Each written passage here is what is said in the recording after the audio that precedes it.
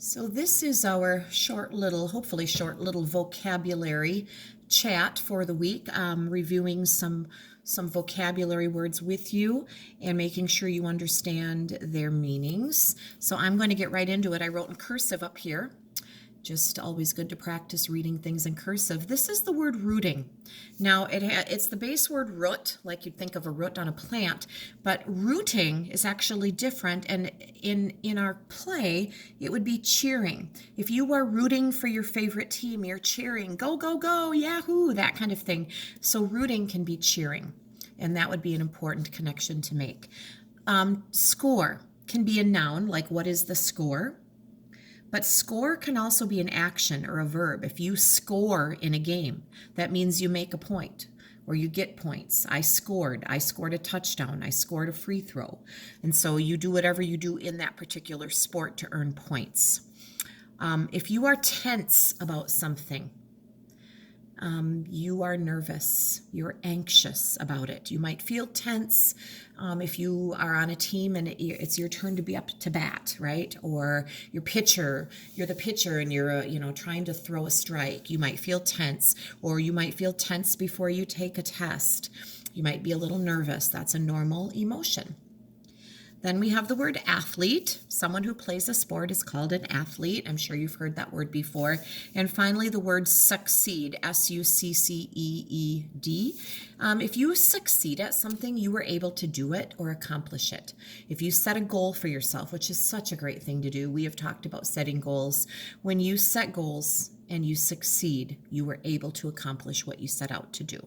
So, we need more goal setting and working at succeeding. And if we don't succeed, we work at not quitting, right? So we try again. I also wanted to talk with you about some prefixes. Prefixes are parts that get added to the beginning of a base word sometimes that actually change the meaning of a word. So dis is often at the beginning of a word. For example, disordered, disobey, dishonest, distrust. Dis means not, and it basically changes the meaning of the base word to the opposite. If something was in order, it would be orderly and maybe organized. If it was disordered, it would be not in order anymore. Now, a child could come into a room that was all clean and neat and put it into a state of disorder pretty quickly, which means they would probably mess it up, toss things about. So disordered probably means messy at that point. Disobey.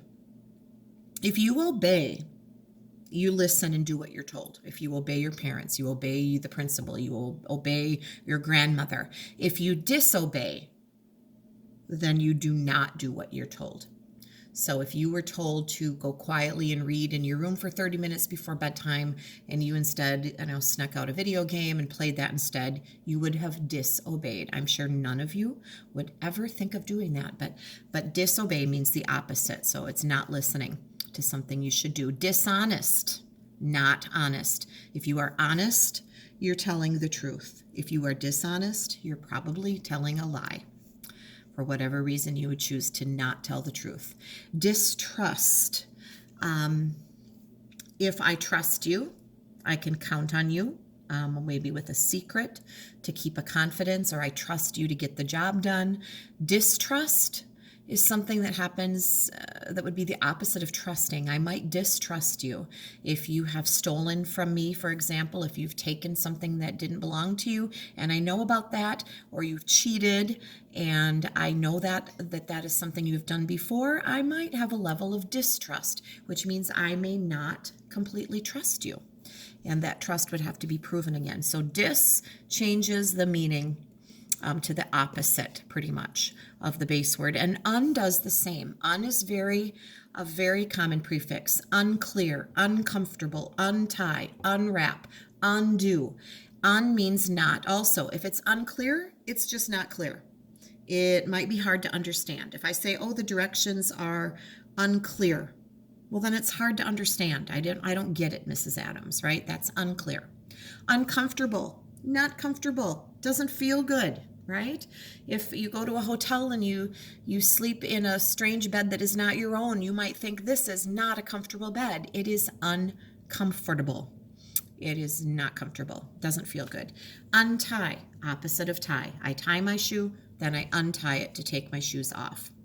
Unwrap, the opposite of wrap. You might wrap a gift. If someone gives you a gift, you would unwrap it. You're going to take off the wrapping. So dis and un, pretty easy to understand, I think, but you're going to see some words with these prefixes tomorrow, and I just wanted to review those with you as well.